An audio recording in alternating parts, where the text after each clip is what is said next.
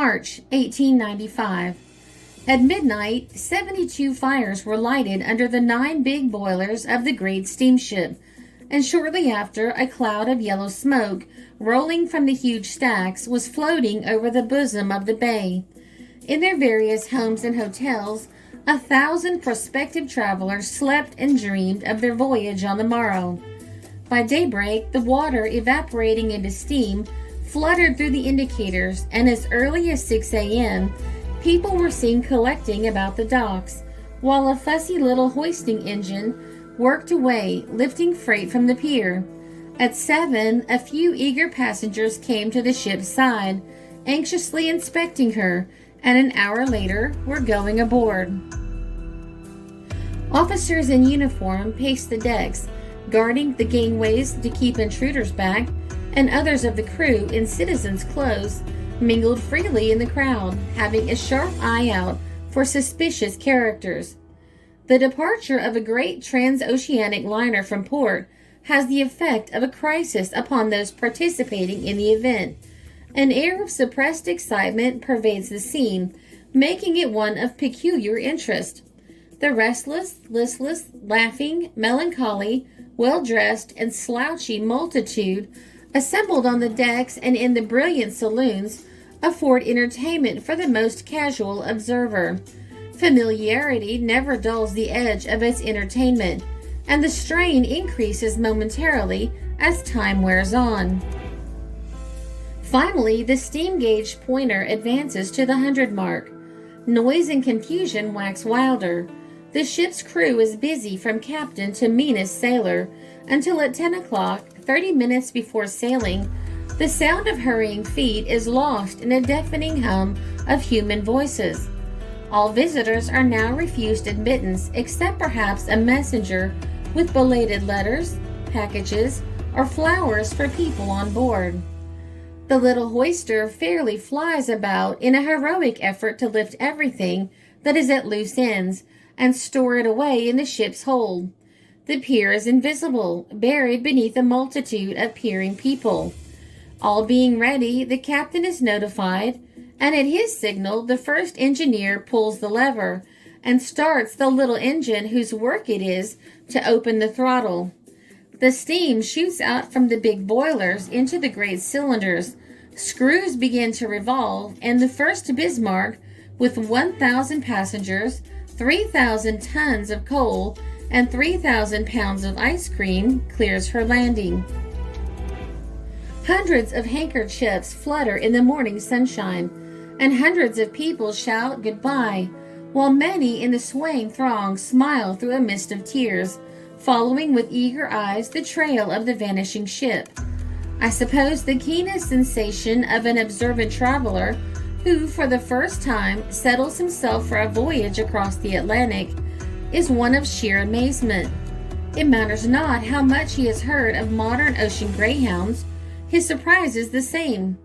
Looking about, he realizes that whatever of marvel and beauty await him in foreign lands, nothing can so demand his astonished admiration as the noble craft which transports him from the new country to the old.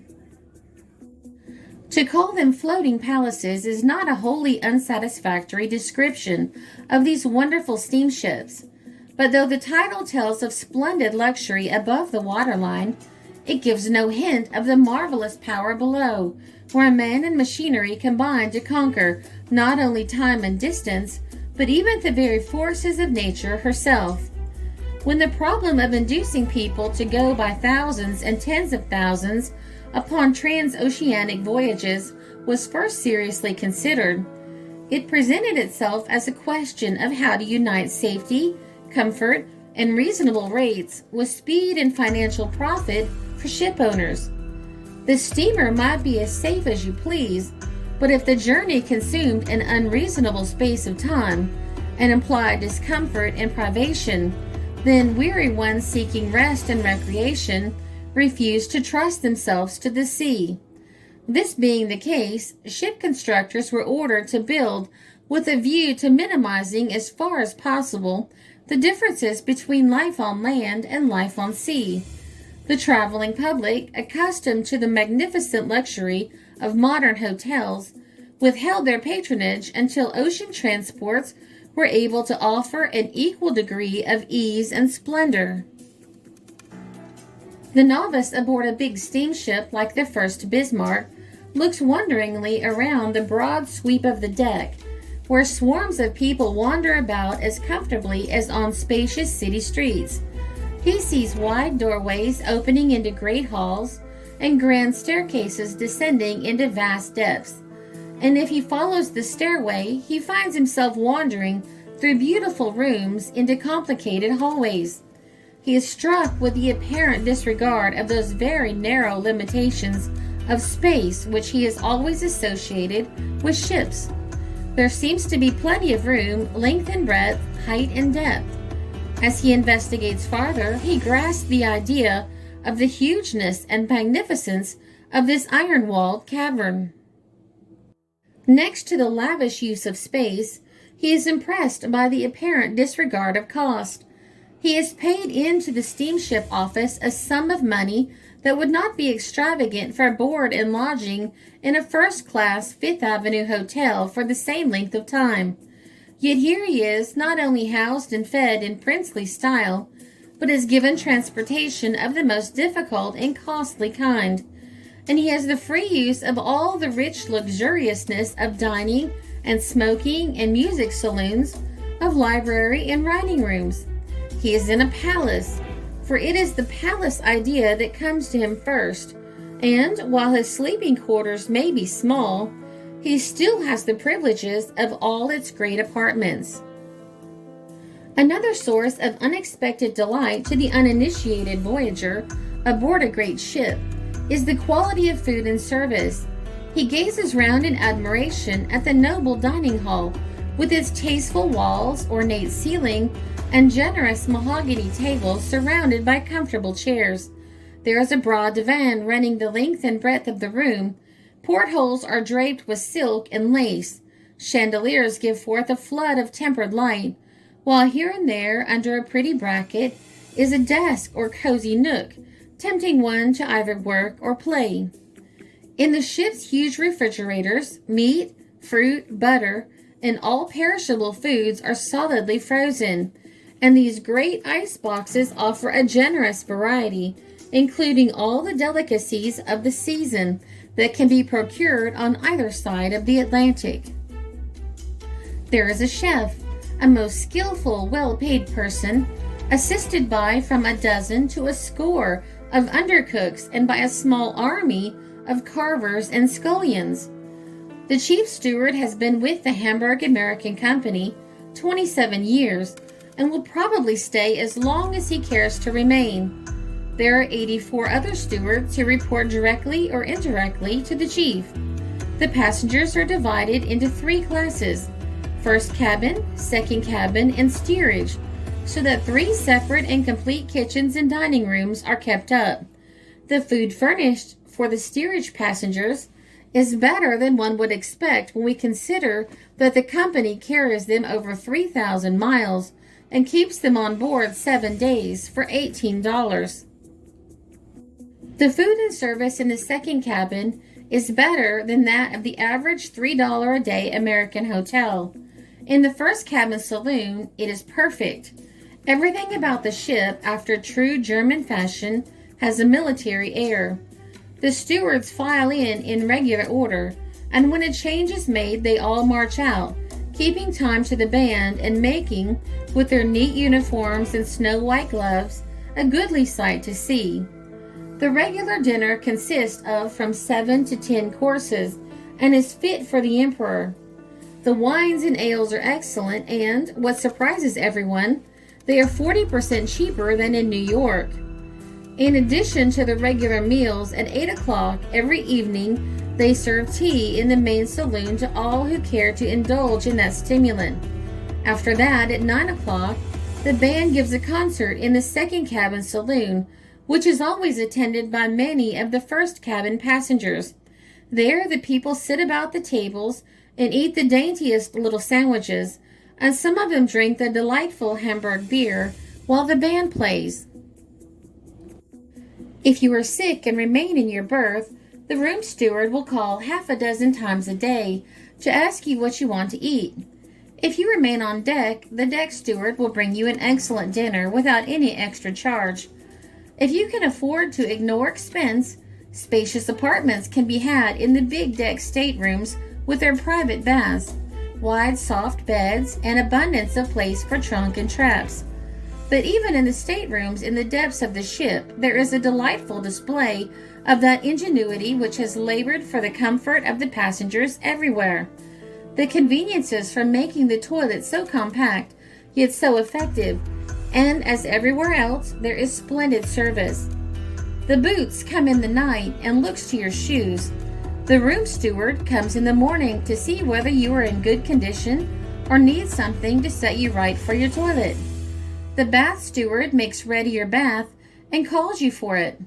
And you may leave your things about and pay no attention to keys because there is small chance of theft. Then there are the baths. No meager basin of water, but big marble tubs where a hot and cold plunge is always ready. The problem of exercise, a serious one for those taking long sea voyages, is partially solved by the broad decks running almost the full length of these mighty ships. They remind one of the great highways of a city.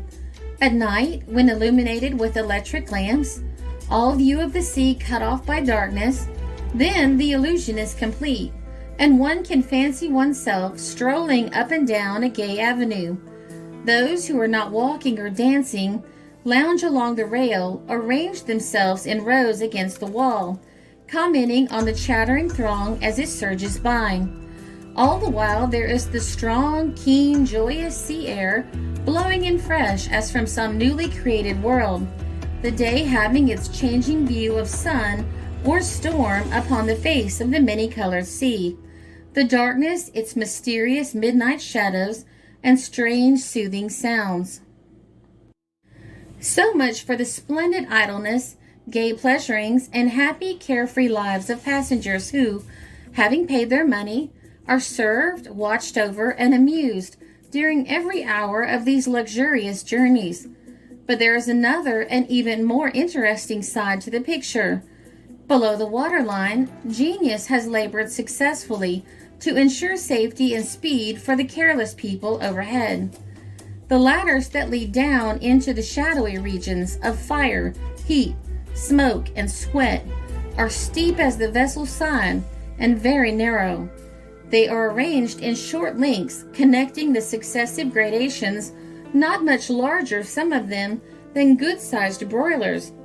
And to make the difficulty greater, these ladders, always vertical, face now one way, now another, so that in squeezing through the manholes for each fresh descent, one has to swing to right and left, monkey-like. Imagine this downward journey in a storm. Now we are at the bottom of the ship, 4 fathoms and more below the level of the Atlantic, and separated from the ocean below by a space of only 4 feet. This space forms a false bottom, a watertight compartment never opened except for occasional inspection, and filled with ballast, the ballast being water. The upper bottom is built of solid steel plates so strongly ribbed together that, though the outside bottom should be torn away, the ship would still float on serenely. Brushed in at the side by the nose of a man-of-war or a submerged rock, she would still be held afloat by her 13 airtight compartments, any 9 of which, intact, will keep her out of danger. It is almost impossible for this ship to sink, says the chief engineer, and one comes to believe him. On the second floor of the ship, over the tightly sealed water compartment, spread out the vital organs of the Furst Bismarck. The entire length of 502 feet is divided between the engine rooms aft, with the huge shafts that turn the twin propellers, and the stoke hole forward, occupying nearly 2/3 of the ship's vast cellar, and filled with boilers, furnaces, and coal bunkers, dividing the stoke hole into 6 parallel spaces all equally black and all running from one side of the vessel to the other. The Furst Bismarck shows everywhere divisions into three, a trinity of power. 3 watches, from 12 to 4, from 4 to 8, from 8 to 12. 3 gangs of stokers, trimmers, and greasers. 3 great cylinders for the engines. 3 great cranks for each propeller shaft. 3 rows of boilers, as we have seen, and over these last, marking their exact location for the idlers on the decks, 3 yellow smokestacks. "Look, now we are coming to the boilers," my guide exclaims. A glare of light breaks into our faces as we emerge from the tunnel.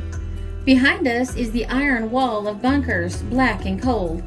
Before us is a wall of fire, 12 flowing craters whose round red mouths, 2 feet in diameter, open and close with automatic weighted doors as 6 stokers feed them. They seem to snap their jaws for coal. The 2 walls are parallel and stretch from port to starboard. They are about 12 feet apart and form one of the streets in Furnace Land. The iron floor is heaped with piles of ashes, slag, and fresh coal, which latter keeps arriving in the wagons. At the men's feet lie iron implements, long bars and rakes, some of them red hot at the ends. Suddenly, a man in the shadow puts a whistle to his lips and sounds 3 calls. The 6 stokers respond instantly. Every furnace door flies open. 2 men at the right and 2 at the left begin shoveling furiously, while 2 men in the middle lift their 40-pound lances and thrust them into the mass of fire. Having buried the lances 8 feet deep in the coals, the men throw their weights full upon the ends as levers and lift the whole bank of fire several inches. Then they draw out the lances, leaving a black hole through the fire into which the draft is sucked with an increasing roar. 3 times they thrust the lances. Each time they break up the fires, first at the right, then at the left, and then down the center. When they have finished, their grimy faces are streaked with sweat. Their bodies are steaming.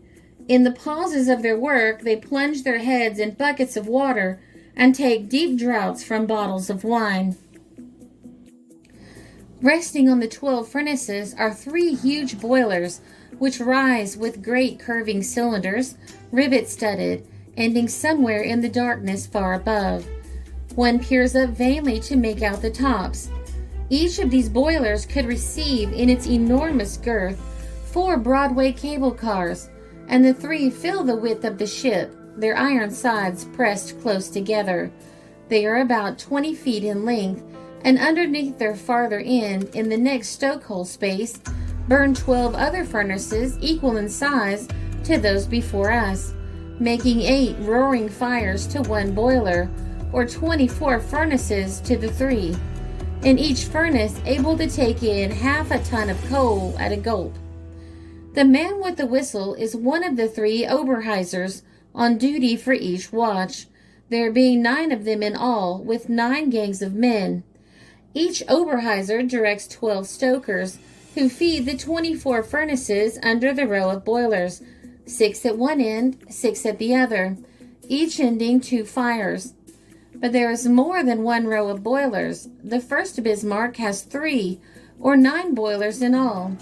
And so there are always, night and day, down in her dark cellars, 36 stokers and their chiefs working like demons at 72 furnaces, which blaze red hot or white hot from the moment the steamer sails until her landing. Now, bending our heads, we enter another passage, darker and narrower than the former, traversing the space between 2 boilers. Here is greater animation, for 12 stokers are firing on this street, 6 for the row of boilers under which we have just passed, and 6 on the other side for the second row.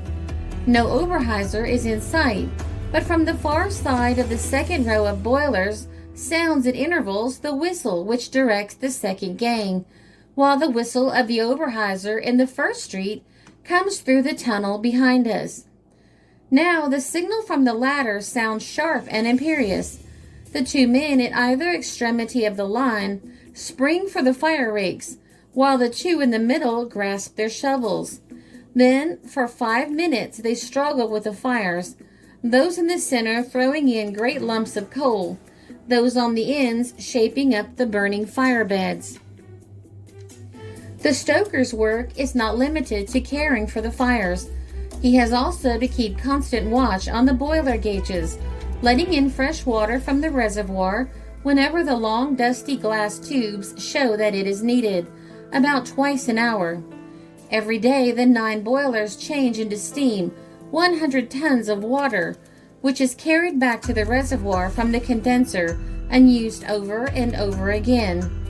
The refuse, after being removed from the furnaces, is shoveled into large buckets.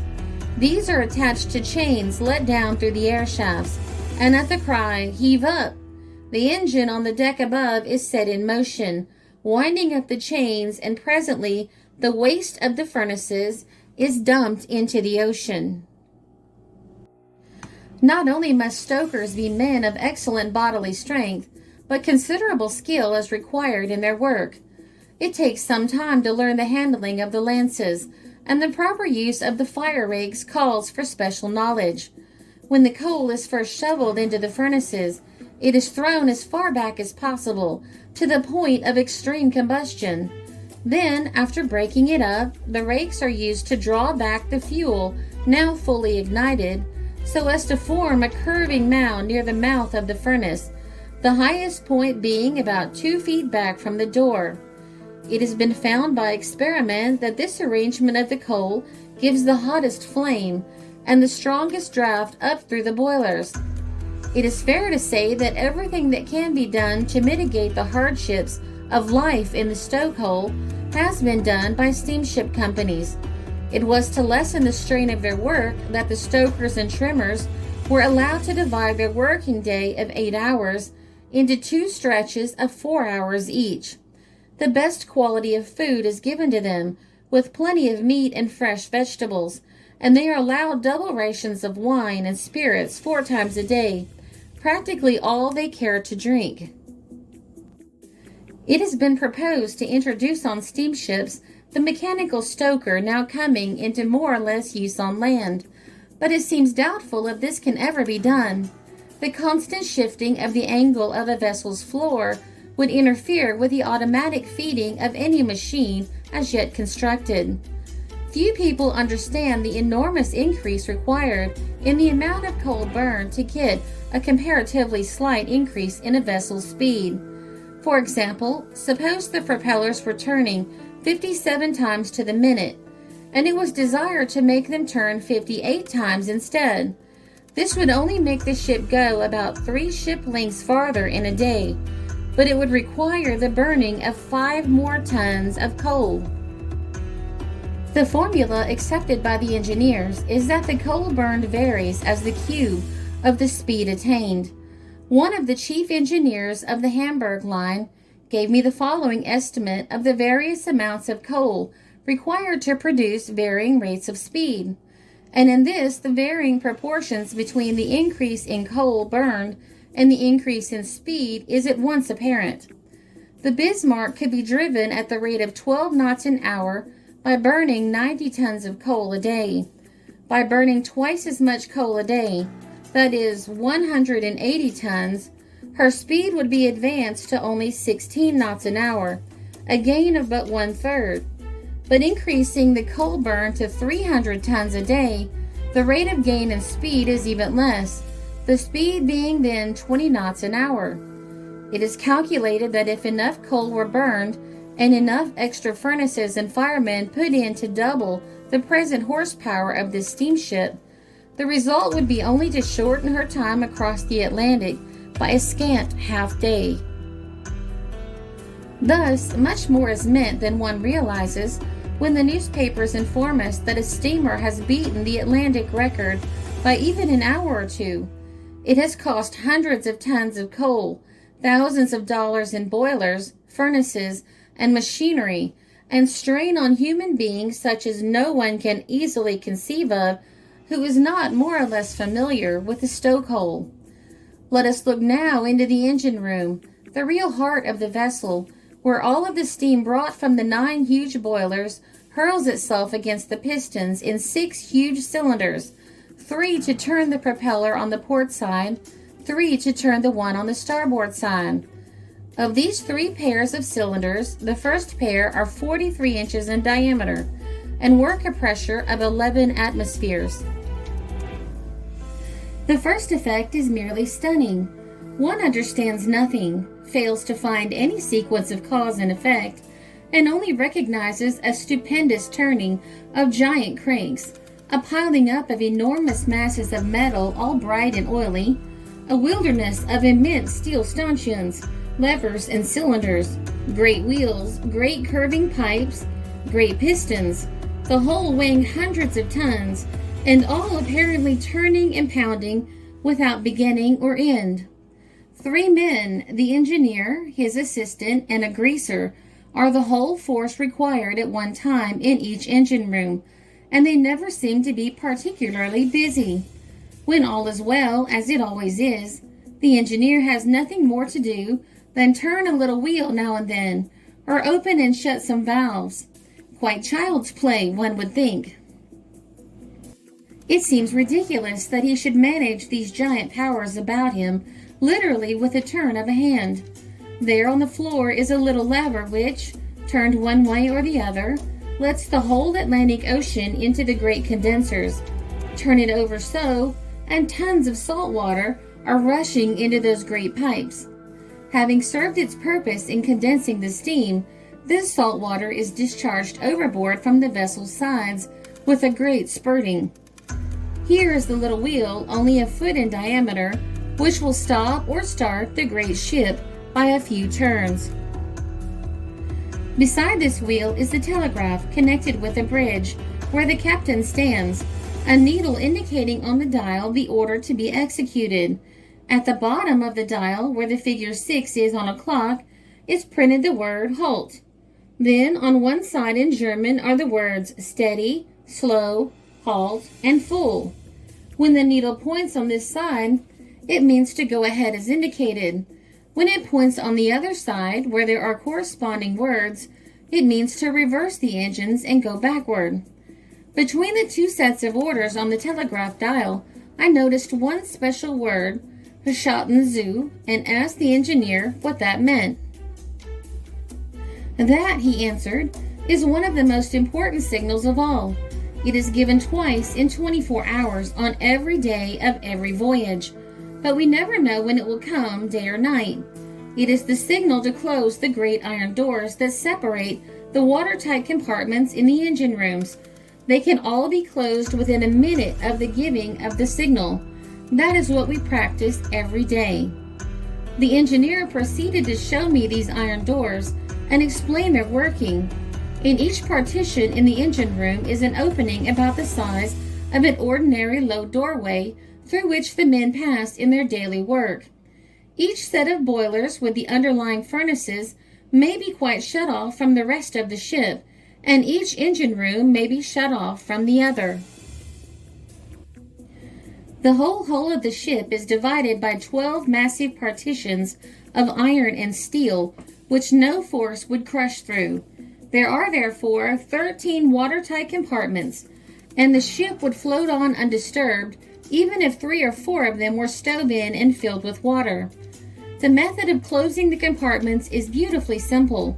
A heavy iron door, sliding between heavy wheels, is always poised above the opening, held in place by an iron pin, which has only to be loosened to let the door slide downward and close by its own weight. These doors are so heavily built that in the daily maneuvers it takes 2 men 4 minutes working with all their might at ratchet and wheel to hoist them to their places.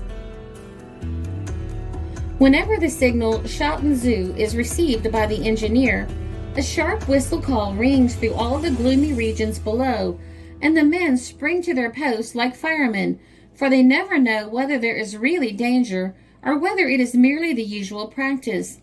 At a second signal, the 2 men stationed at each door loosen the pins, which allows the wheels to turn, and in a few seconds the 13 watertight compartments are secured. "I will tell you another thing," said the engineer. which shows the perfection of our system. The captain himself on the deck, or any officer, can, by a single movement of a lever, cause every one of these doors to close. Thus, you see that even should the men be panic-stricken and fail to respond to the call, the ship would still be safe. I asked the engineer how long it would take to stop the Bismarck, going through mid-ocean at full speed. "We have never made a full test of that point," he said, "but I think I could stop her within 6 links without reversing the engines. If I reverse the engines, I might stop her in 3 links, say within half a minute." "Would that be in time to save a man who had gone overboard?" I asked. The engineer shook his head. "I'm afraid not. I am very skeptical of being able to save anyone who has jumped or fallen from the ship. In many years' experience, I have never known a case of such a rescue. Of course, I'm speaking now of large steamers with propellers. You see, the person who goes overboard is almost always drawn in by the suction of the ship and struck by the revolving screw. Of course, that means death. If a man jumps straight off the stern and as far out as possible so as to clear the blades, and then if he could keep afloat long enough, he might be picked up by a boat. That's about the only chance. But usually people who jump from a ship wish to die." The man at the wheel who puts her over to starboard or port, grasping the handles of a great wheel with either hand as a pilot is seen to do on a ferry boat is, as most readers are no doubt aware, not to be found on the great steamships. There is still a wheel. On the Furst Bismarck, it is a double wheel, 6 feet in diameter, and so heavy that 4 men with all their strength can scarcely manage it in easy weather, while 8 men are required to steer with it in a storm. This, however, is only for use in an emergency, its great spokes being never even touched unless some accident happens to the steam steering apparatus usually employed. What really steers the ship is the strength of a 75 horsepower engine placed in the steering room at the extreme aft of the ship, where the emergency wooden wheel is also placed. This engine, by means of small cogged wheels and by a massive iron chain, turns a great iron wheel placed horizontally either to the right or the left. This iron wheel is as wide as a house and weighs many tons.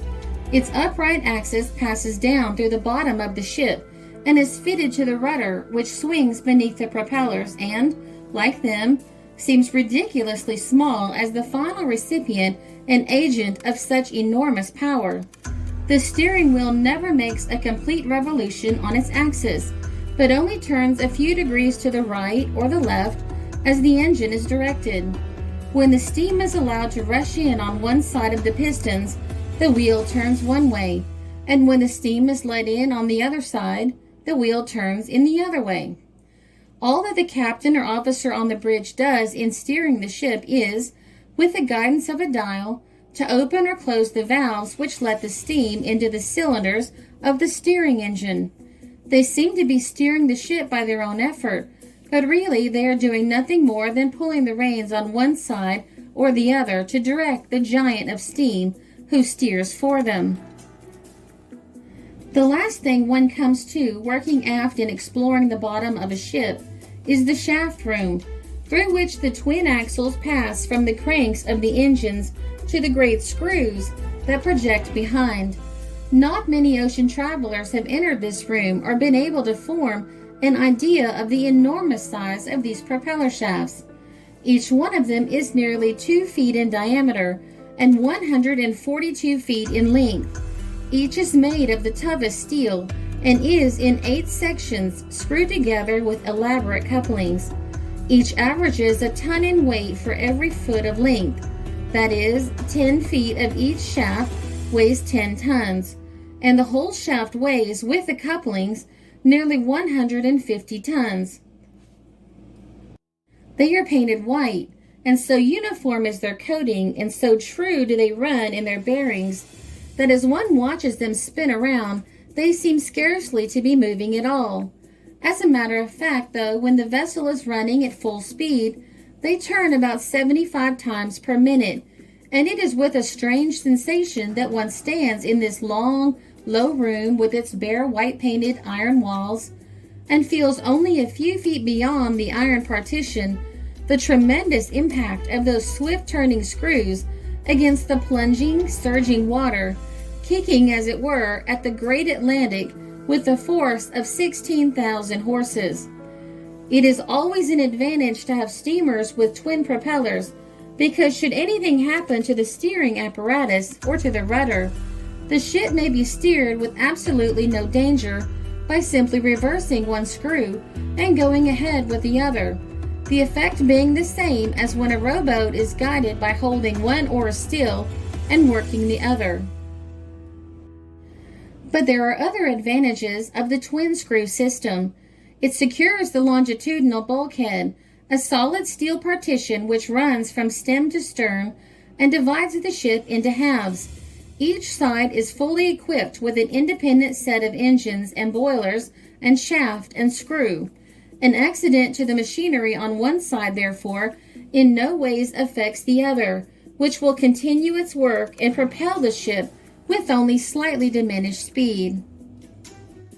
Thus marvelously constructed and equipped, the ocean flyer makes her appointed voyage swiftly and securely in any sort of weather, accommodating within her ample walls the life above and the life below, the two as widely separated as two worlds, and the personal equipment is no less remarkable than the mechanical skill and scrupulous attention marking it everywhere.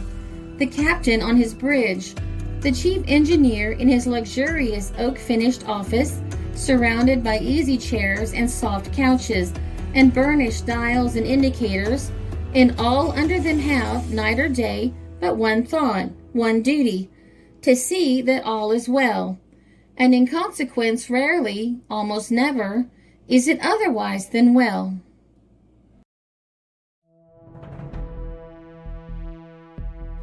This article appeared in McClure's Magazine, March 1895.